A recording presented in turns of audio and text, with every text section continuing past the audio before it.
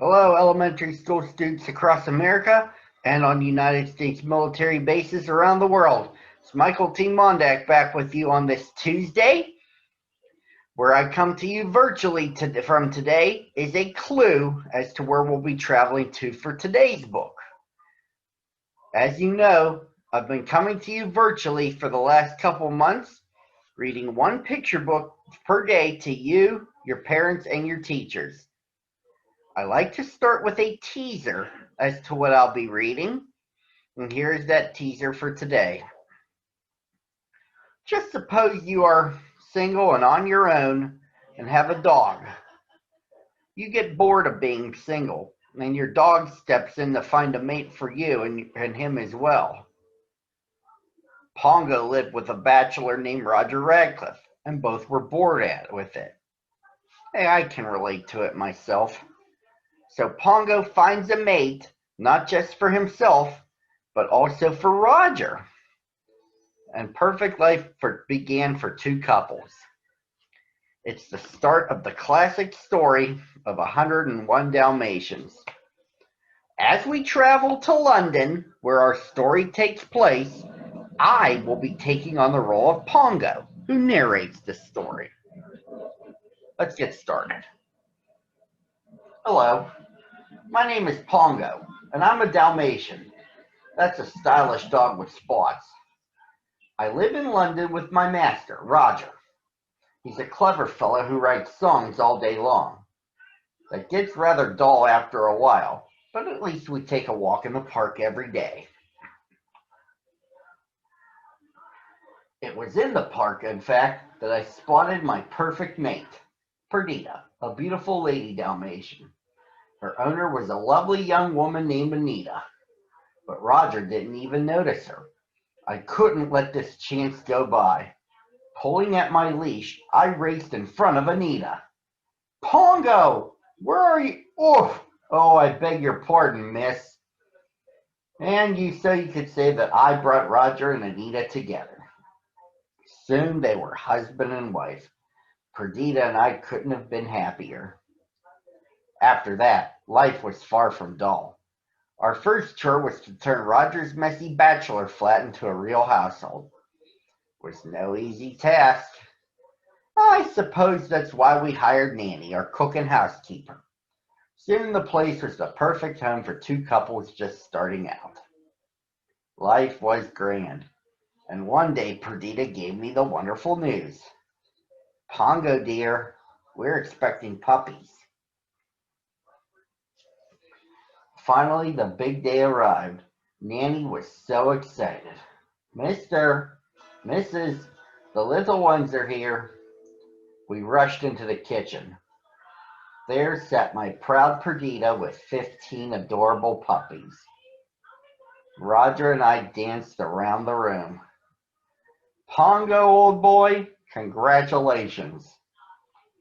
Then a harsh knocking cut our celebration short. Nanny opened the door, and there stood Anita's old classmate, Cruella de Vil. Perdita trembled. Oh, Pongo, it's that evil woman. Cruella swept into the kitchen, wrapped in expensive furs. Anita, darling, I heard you were expecting Dalmatian puppies. I'll buy every single one of them. But then Cruella got caught sight of our puppies.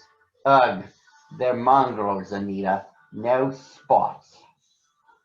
No, Cruella, Dalmatians are born white. They'll get their spots in a few weeks. Oh, then I'll take them all. Roger saw Perdita's frightened look. No, we're not selling the puppies. You won't get a single one.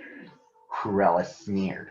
All right, keep the little beasts, but you'll be sorry. The next few weeks passed quickly. The puppies all grew and got their spots. Nanny watched over them like a proud grandmother. Each puppy was different from the others. Rolly was always hungry. Lucky got into mischief. Penny and Patch were never apart. But they loved to watch television. Their favorite program was Thunderbolt the Wonder Dog. Each week the pups cheered as their hero brought another criminal to justice. One winter evening, Anita, Roger, Perdita, and I went for a walk in the park. The puppies were left at home under the watchful eye of Nanny. While we were gone, two suspicious-looking men knocked at the door. "Excuse me, madam. We are here to read the electric meter." "Oh, no, you're not. No, you can't come in here." But the two pushed their way into the house, locked Nanny in the attic, and stole all the puppies. No one, not even the police, could solve the case. Purdy and I were beside ourselves with grief. I'm afraid it's up to us now. We'll use the twilight bark to alert all the dogs in London and in the villages nearby."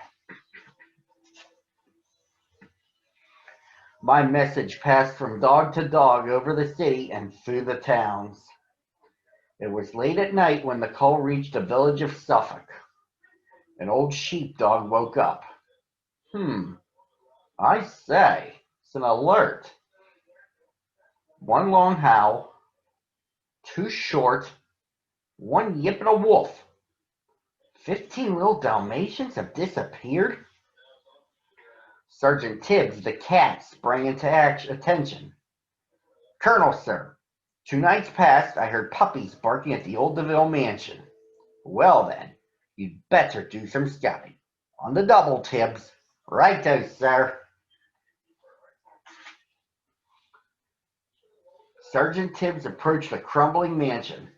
Cautiously, he peeked through a dusty window. I was right. Dalmatian puppies. But there are more here than 15. Actually, there were 99 puppies, plus the two crooks, Horace and Jasper, and one Cruella de Vil. "Finish it tonight. I don't care how you get rid of them. I want my spotted coat by morning. Do you hear?" Sergeant Tibbs raced back to report to the colonel, who sped the message to us in London. "Purdy, they have found the puppies at the old DeVille mansion in Suffolk." "But it's so far, Pongo, and it's beginning to snow. We must leave right now." Meanwhile, Sergeant Tibbs returned to the DeVille mansion. Luckily, Horace and Jasper were too busy watching television to notice. "Psst, puppies, come with me if you want to save your skins." One by one, the puppies crept through a hole in the wall. Tibbs was boosting the last pups out when the crooks spotted them. "They're getting away, Horace!" At that moment, Perdita and I burst into the house. Snarling and snapping, we kept Horace and Jasper busy while the pups escaped into the night.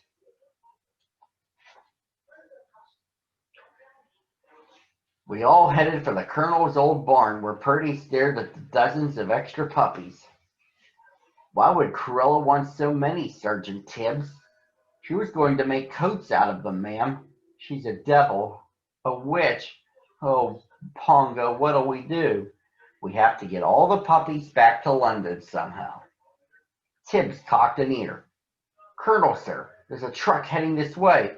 Horace and Jasper are following our tracks." "We'll hold them off to the bitter end, Sergeant." "Pongo, you'd better head out the back way." Horace and Jasper stepped right into the colonel's trap. As the old sheepdog kept them at bay, Captain the Horse took aim and kicked both the crooks right through the barn wall. Horace and Jasper limped back to the mansion, where they found Cruella waiting for them.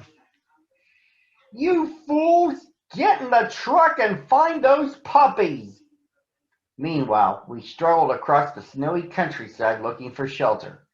A friendly Cocker Spaniel put us up in a warm dairy barn, but we weren't safe yet. We heard the crook's truck driving by. Perdita was worried. "They're looking for us, Pongo. I don't know how we're going to slip past them."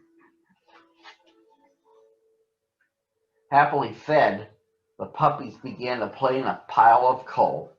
Perdita gasped. Why, Pongo, they're all black. Purdy, what a great idea. We'll all roll in the dust and disguise ourselves. Cruella won't recognize us. Meanwhile, the Cocker Spaniel found us a ride home to London in a movie van. Purdy and I were loading the puppies into the van when Cruella drove by. Unfortunately, a drop of snow fell onto my coat and washed away the soot. Cruella saw me and slammed on the brakes. It's the Dalmatians. I tossed the last puppy into the van just as Cruella raced after us. You little beast, you can't get away this time. Ranting and raving, she lost control of her car and crashed. Cruella crawled out of the wreck. My coat, my beautiful spotted coat, it's gone forever. We were safe at last and on our way back to London. That evening, Roger heard a scratch at the door. Anita, come here! The puppies are back! Oh, Roger, how wonderful! But there are so many. What will we do with them all? We'll keep them! Roger was so happy, he sat down at his piano to compose a song. Let's see. 99 puppies. Add Pongo and Perdita. And that makes 101 Dalmatians. Just think, Anita, we'll buy a big place in the country and start a Dalmatian plantation. And that's exactly what we did. And that, boys and girls, is the classic story of 101 Dalmatians. Join me again tomorrow at the same time on the same channel.